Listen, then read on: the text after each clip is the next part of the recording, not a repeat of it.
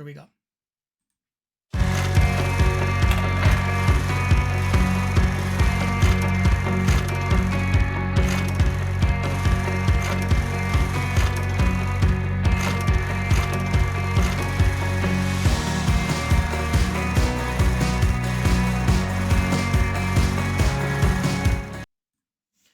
Well, hello out there, everybody. Welcome back to episode number 4.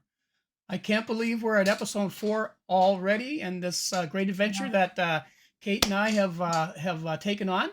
And we're so excited today because we have a very, very special guest that we've been really, really excited to talk to. I haven't seen him in a little while, and Kate has, and actually Mark is sort of the reason that we actually got to know each other. And I'll let Kate talk a little bit about that.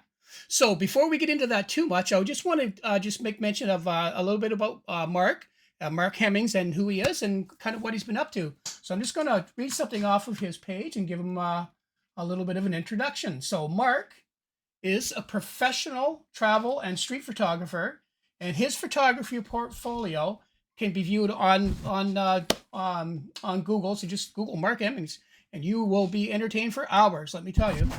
So his work is broadened to include an international travel photography jobs, which had him photographing in Asia, Eastern Europe. And in 1999, Mark moved to Japan for a year, and I think he actually does some of his workshops there now. In 2004, he developed his skills as a photographer workshop instructor, teaching people how to create better photographs in such diverse places as Mexico, the Caribbean, Jordan, Israel, England, Korea, Hungary, and Romania, and Transylvania. Mark's current photo workshops and tours can be found on this webpage, on his webpage, and he hopes that you will join him on one of the trips in either Italy, Mexico, Spain, or Japan. Mark also has a couple of books that he wrote, and it was basically for smartphone photography, which are absolutely amazing because a lot of people don't even know if they want to even get into photography, and everybody has a phone, so there's no investment except a little bit of time, and Mark can guide you through all of that stuff. So if you're ever looking for some of those books, he's got a couple of those. And of course I wouldn't have time. I would spend the whole day, the show, talking about what Mark's done. But what Mark was involved with, that we were involved with, was the Shutter Speed Photography Challenge, and that's where actually I met Mark. And that was an elimination series where photographers get together and they compete, and everybody has to do a different genre of photography each day, and eventually there is a winner. And so anyway, so I had my first experience with Mark there, and I had an absolute ball. I learned so much, and it's because of that show that I am so wrapped up and enthusiastic about photography. I got to thank Mark and Matt and everybody from that show for that, because it's just unbelievable where it's taken me. So that's kind of Mark's introduction. I'm going to actually turn it over to Kate, or actually let Mark say hello first. First of all, welcome, Mark. Thank you so much for joining us. And it's a pleasure, Paul and Kate. It's a pleasure. I'm really happy to be here, and I always love talking about photography. So thanks for the invite. Absolutely. Okay, well, look, Kate's got some questions that she's been dying to ask you, and I'm dying to hear your answers. So I'm just going to turn it right over to Kate. Hey, Mark. Yeah, I mean, it's hard to in a half an hour to decide, questions to ask another fellow photographer, especially a photographer that, is so well respected and has inspired me in different ways. In fact, the first time you messaged me about the Masters of Photography show, I actually thought it was spam.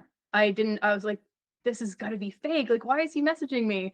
And anyways, it wasn't spam. It was you wanting to talk about the other show that we did, the Masters of Photography. And that was amazing to get that message. And that's where my photography hobby, I guess you could say, I don't like calling it a hobby because it's always kind of been my life, just became a little more serious, a little more intense. So I really appreciate that day and getting that message and responding to what I thought was spam, because even then I don't want to respond and get my account taken over. Anyways, so thank you. Of course. So it's interesting. Yeah. So you've been a judge on 2 episodes now of the Shutter Speed Photography, and I appreciate how difficult that can be at times. I know it was nerve-wracking being a contestant on that show, but I'm sure being a judge had its very different challenges and nerve-wracking moments. Anyway, so it's going to lead me to my first question. I'm curious about your personal definition of a successful photograph and how that's evolved over the course of your career. And what would be an internal marker or internal markers that you now use to judge your own work? Yeah, that's a very good question, Kate. And also, just for context, because you did perfectly, wonderfully well at Masters of Photography. And Paul, I'll give you the link so that everyone can see Kate in action doing amazing fine art photography in that TV show that was done by, produced by Bell Canada. And I think that that really should be seen, Kate, because your images with your model were quite fantastic. Now, Thank you. to get to your question, it's interesting because every photographer has an internal switch that turns on or is not turned on based on what we would say, using soul language or heart language, where Mm, let's just say that we're walking through the woods, okay? And let's just say that we see 16 different trees going through a half an hour hike. None of them, we don't care about any of them, but one of them stands out for whatever reason. It could be composition, it could be light, it could be maybe color. And that one tree clicks on that switch in our soul. And for lack of a better term, mm, it grabs us. Okay. So that scenario of being grabbed or being captured by a scene that compels you to photograph it, it's very what would you say, I would say poetic. It's mm, sometimes mystical, and it's very hard to explain until after the fact, because this connection to the soul, and the mind, and sort of photographic aspects of composition, light, shadow, and so on, is something that every photographer grows into. So I estimate, I could be wrong, but a year into your photography journey, like just say when you're starting out becoming a photographer, you will start to get quicker and quicker at noticing that soul switch, for lack of a better term, and that turns on, and you have to take the photograph. Yet the fellow, your fellow trekker who's with you, who's also a photographer, doesn't care about that tree. Now, why is that? It's the strangest dilemma, because the person you're walking through the woods with may have liked tree number 6. mm, It's extremely difficult for us as photographers to put language to what does our soul pick up on, and why are we compelled to take that photograph. yeah. I think it has a lot to do with our history. It has a lot to do with our aesthetic sensibilities. It has a lot to do with our current mood. Now, that's very important because, as you know, when we're out photographing, if we're in a bad mood for any reason, maybe we're hungry, maybe we didn't get enough sleep, that switch is dulled, or it's rusty, for lack of a better Yeah. term. And what I find is, usually, because I'm asked this question quite a bit, and I often have to say, well, to be honest, we can only really explain what we feel after we take the picture and we look back and say, you know what? My heart, my soul, my poetic sensibilities grabbed onto this scene. I was compelled to photograph it. I took the picture. I felt satisfied. And each person has a different way of, you know, seeing the scene in front of them and saying, no, don't care about it, or I love it. Mhm, mhm. That's a really great answer. And um, the word soul switch, I feel like that should be a Mark Hemmings trademark word. That's really great. Feel I free to use that's it. gonna I am. I love that. And yeah, that's so interesting because Paul and I've had this conversation recently about certain photos that have grabbed our attention that each other have taken. And it's funny because Paul loves to ask like, why did you take this photo, or how does it make you feel? and I don't always have the words. It's not a word. The words don't come to mind. So I feel like what you've just described has just kind of describes that essence perfectly. Um, and so that being said, do you feel that the more someone is connected to their camera, the quicker that they can capture their soul switching images? So I know, like Yes, you and that mentioned, like switch, the yeah, first. yeah, and absolutely, and the switch becomes far more acute. It becomes far more accurate, far quicker, in fact. And interestingly, because I would say that probably travel street photography is what I enjoy the most, and the ability for me to know instantly whether this is going to be a great shot or if it's something I'll just Mhm. walk away from.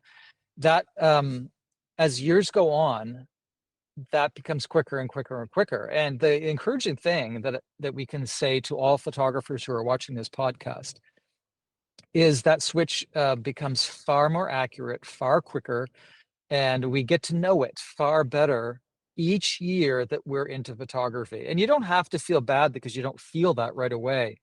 This is something that grows with you, and it's something that cannot be purchased. You can't, get it from university. It's something that grows with you the more you take pictures, essentially. That's so true. And you do teach and coach a lot of people that may have just started their photography journey. Is that right? Yeah, exactly. So the photo workshops that I do, and the sort of the main ones I do lately is Mexico, Japan, Spain, and Italy, plus a few other extras each year that are of different places. And my goal, my hope, is that the guests who come with me learn to, okay, on a very practical level, learn how to activate that switch to make sure that they're quick when they see a potential scene, especially if it's fast moving, but to Mm, also realize that the a lot of this is sort of metaphysical soul language, and it's difficult to really put down into sort of scientific language, but mm, that's where that poetic aspect of photography comes in. truly. And uh, do you feel that having your editing technique down also can help bring that forth if it's not evident in the camera at the time? You know what I mean? So I know for me, adding that little bit of, you know, matte finish or a little bit of haze, a little bit of darkness, or a little bit of softness to the photo might not be present when I've taken the photo, but I know that it will be there when I edit it after.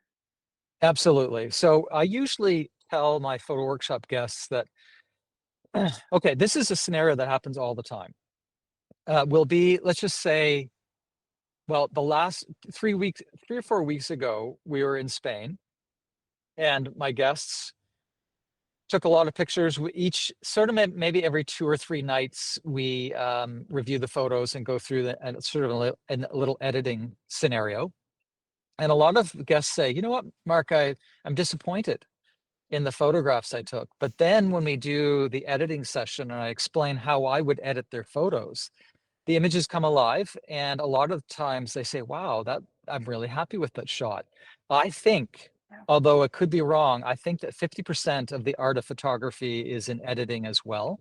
So what I look for is that sort of like I mentioned, that soul switch doesn't have to be a perfect image. That image can be developed in our editing, whether we use Photoshop or Lightroom or whatever. It doesn't matter what tool you use. But essentially, we love the light, we love the composition when we encounter a scene. But if it still doesn't have if it doesn't fit our aesthetic, we can alter that in editing. And that's perfectly normal and acceptable. I do that all the time. Yes. Oh my gosh, If I yes. can, I just Yeah. noticed. I watched the episode you talked about, Mark, about with Kate, the one that you did when you did your first series with the photographers, and one of the questions you had asked her was, so what about your editing? What do you do and all that? And Kate basically said, I just kind of know when the light's right, and I just know and she basically said I kind of get it in camera is what I do, and I do very little editing. And I'm wondering, and it was a question for Kate, and I don't want to take any time away from Mark on that, but it was now that you've had the experience of editing a little bit more, do you actually now think because Mark, you were just talking about evolution as a photographer. Once we find that spot, and then we start to mature with it, I think that's coming from learning not only our switches, but also the ability that now we know we can do by taking those photos. And okay, now that'll turn the switch on because I know what's in my tool bag, and I can get that. And that was a question I was going to ask Kate. Do you feel that now? Oh yeah, so I prefer to take pictures at dusk, sunset. When that show was being filmed, that was perfect. And in the perfect conditions, yeah, like I can take a photo and do very little editing. And with a model like Brittany, I don't have to do a lot of editing. So yeah, so if I can time things perfectly, that I mean that's the perfect world, but I always do editing. And I've come to be more confident with it because I think that show was, I can't believe that was 3 years ago. So yeah, definitely become more confident in the editing process. There's no doubt about that. Great. Great question. So my last bit is just to kind of, I guess, kind of encapsulate everything that we were just kind of talking about and thinking about, like, Mark, your photography journey as a whole. Looking back on that journey, is there a particular moment when photography shifted from being a technical pursuit to more of like a deeply personal or perhaps even spiritual practice for you? Did something trigger that? Yes, I would say it happened early on. And most likely it was 1999 to 2000. My wife and I moved to Japan, and this was before we had kids. And we, uh, she was able to get a really sweet job with the program called JET, which is Japan English Teaching. The government sponsored her to go over and to teach English in Nagano, Japan. And I went to study photography. Now, I didn't study at a school, but what I did was I spent my whole time just really pulling in as much information that I could of how Japanese photographers see the world, how they see products, how they photograph services, how they photograph nature, landscapes, people, fashion. And that gave me, I think, a certain aesthetic in my young days as a photographer. When I moved back to St. John, that helped me in my commercial photography. It was a high key, a very light approach to photography that at the time, dark, low, sort of, would you say, more dark background photography was popular back then. So, but that's speaking commercially, but aesthetically and sort of how I reacted, you could even say spiritually, is that the soul of Japanese photography, I think, caught on to me during that time of living there. And maybe that's why I keep going back to Japan. I think I've been there 18 or 19 times now. Wow. And it's certainly, that would be the point where I can say that I learned to become a photographer. And it's always been, I would say, the main influence on my style, how I see the world through photography. And I do have to give credit to Japan for that. Okay, that's very interesting. I wondered if Japan would be a part of it because you do seem to be drawn there a lot, and I'm always just floored by when you visit there and you share your Mount Fuji photos and your street photos. It's every time seems like the first time, like the first love through the photos. So thank you Yeah, for that's very sharing that. important that you bring up, because oftentimes when you go back to a certain location, we know, here's proof that we know that we love the place if it never gets boring. And Yeah. if you can go back to the same street and photograph and just have so much fun, then you found a place. And that doesn't have to be out of the country. It can be within your own city. Like, it's very important So that true. people, I don't want people to think that they have to leave, on expensive trips to become a photographer. There's so much, even within 100 square kilometers, or a circle of 100 kilometers, where we can find new things. Like, how many waterfalls do we Yes. have in New Brunswick?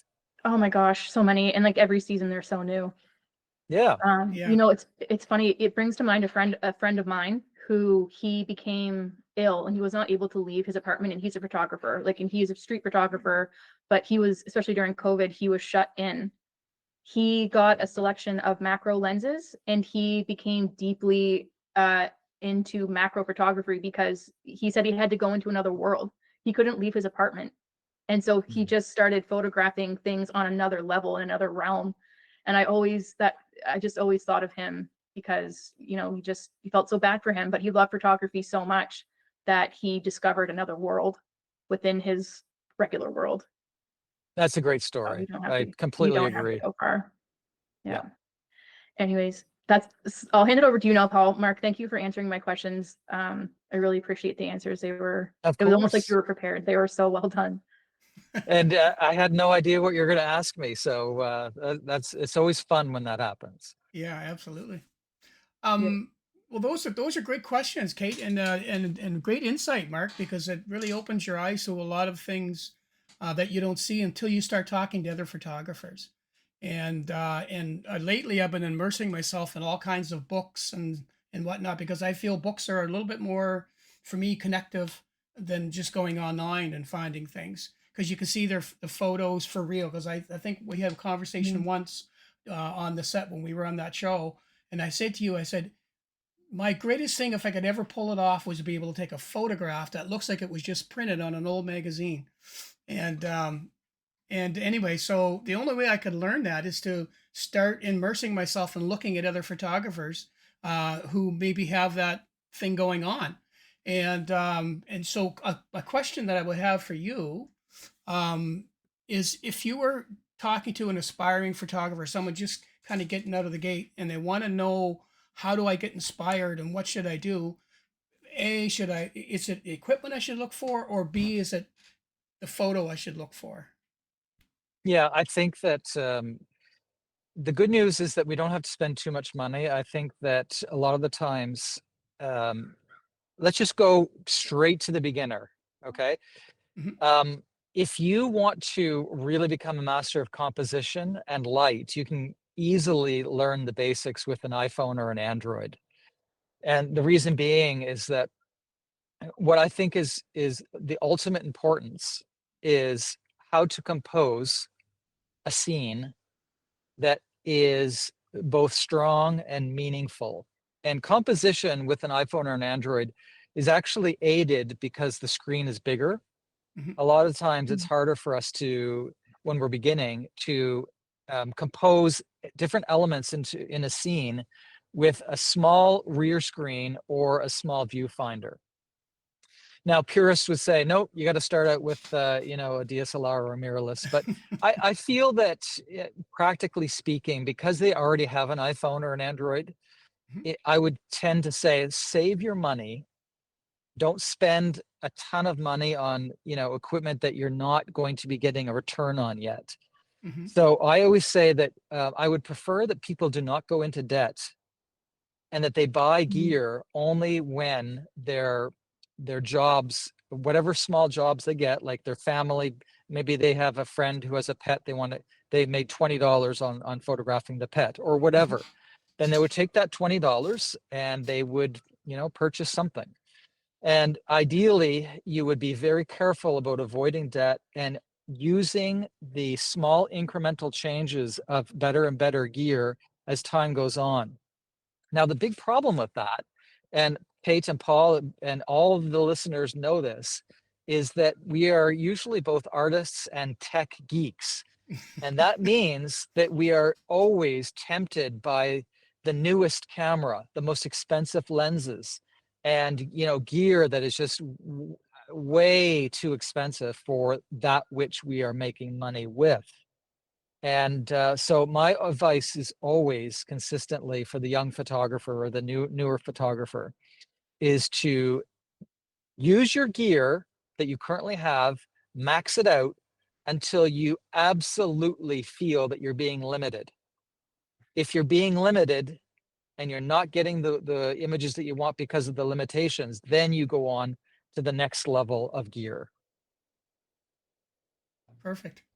Perfect. That's great advice. I I watched your series on the iPhones and the Android, and it's very it's amazing what you can do with those phones, and but the things you can learn. And you talked a lot about composition in you with the iPhone, because that's really a lot of photographers now that I know will go out with their iPhone and they'll actually use that to figure out what they're going to shoot when they come back, and they got that all kind of mapped out. Okay, this, oh, there's the composition I want.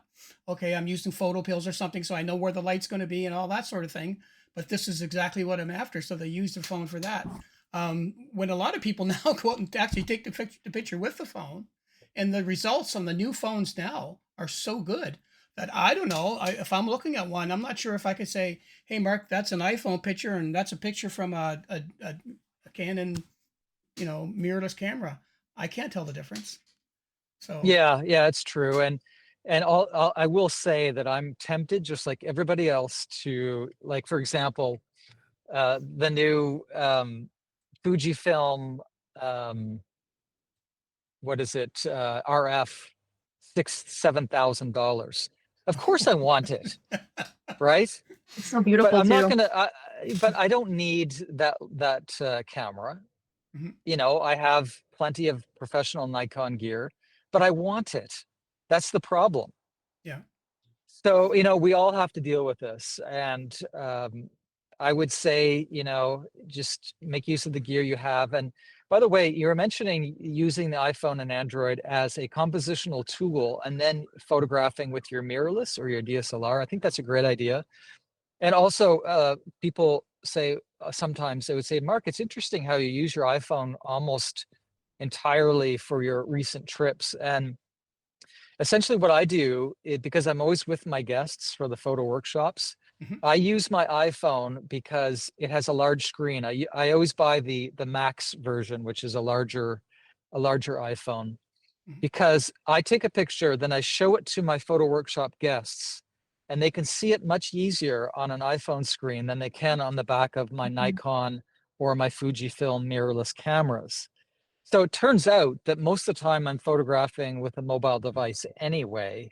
mhm. I'm on my own, and then I would tend to use my Nikon Z FC, which is getting a little bit old now, but it's still a great travel camera because it's so small and light. Mhm. And there's another question I would have for you, is for those who are doing a lot of traveling and they want to take a camera with them. A small camera, of course, is something that you would recommend. Is there any like almost go-to lens, a focal length that Yep. you would say would be good for that kind of a? Yeah, even though I'm a strong proponent of prime lenses, especially for street photography, it's not practical when you have weight limitations for Mhm, carry-on, or you have considerations of concern about theft or whatever. So what I tend to do is I suggest getting the two kit lenses for a smallish, what we call consumer version camera when we're traveling. Now, I'll give you an example. If anyone is a Nikon user, that would be something like the Z30, or you could say the ZFC, or um, what else? Z50, uh, with I think it's a 28 to 50 and then a 50 to 250 lens. They're very lightweight, they're very small. And each camera manufacturer has almost the exact same combination. So Canon would have something similar, mhm, Fujifilm, certainly, Sony. Essentially what you're doing is you're saying goodbye for this trip for your professional gear or your prosumer gear, and you're relying on inexpensive consumer mirrorless cameras with their two kit lenses. Now, if you buy these two kit lenses with that smaller consumer version camera, you get a better deal. Those kit lenses are sharp, mhm. they are lightweight, they are compact, and they are less of a theft risk. Oh, perfect, Yeah. Yeah, perfect. that's a great point, actually. Yeah. All right. So where are we at now? So I guess we're getting close to the end of this episode. I don't know where the time goes. It's conversation And could go on 7. for Yeah. days. Yeah. So, Mark, before we wrap up, is there anything that you would like to tell our viewers and obviously your people about what's going on for Mark Hemmings in the next little while?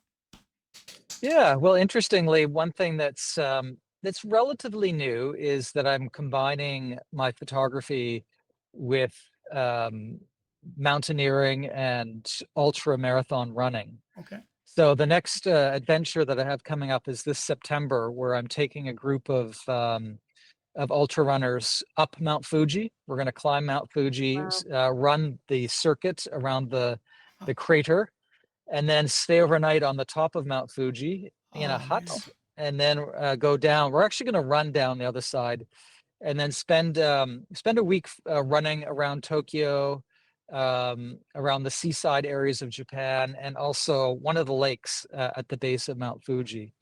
And I'll be combining this with photography. So I'll be using the skills that I have as a photography workshop instructor with my I guess you would say, running and mountain climbing acumen.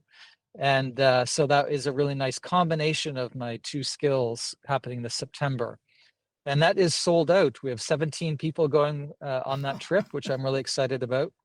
So because it's Amazing. sold out, we're doing the exact same thing in July of 2026, which Wow. I'm really looking forward to. So that's the new thing, Wow. in addition to the normal photo workshops that I do. And Wow. those are all on my website at markhemmings.com. That is amazing. What an adventure. We're so jealous. That's a perfect marriage of the two things. Yeah, exactly. Very cool. Absolutely. Yeah. Okay, well, Mark, thank you so much for coming and spending some time with us. We really appreciate it, and hopefully we'll maybe in the future get you to come back and tell us how you feel after that big mountain trip. And Yeah, let's chat again in late September. perfect. Okay, we're just gonna wrap up. Kate was gonna mention what's coming up on next week's show. Oh yeah, just really quick. So it is the time in my photography life where I am slow. When I'm there, I am going to make the jump to mirrorless. And I've done some research. I have a spreadsheet. Paul's already made the jump, so him and I are going to chat about needs, wants, you know, what do you really need in a camera, and cost versus whatever. And anyway, so that's where we're going to go next episode. So tune in if you want to catch that. Absolutely. And that's Yeah. exactly what we will do on that. And by the way, if you want to let us know what you would like to see in future episodes, whether it be some editing techniques, obviously talks with more people like Mark, anything that you would like to talk about, please send in your information to snapshots and stories at outlook.com. If you want to send in some of your photos just for us to have a look at and have a little chat about, we absolutely love to see that and get your photos. So please send those in. So other than that, from myself, from Kate, and from Mr. Mark Hemmings, thank you so much for watching, and we'll see you on the next episode. So long for now. Good night.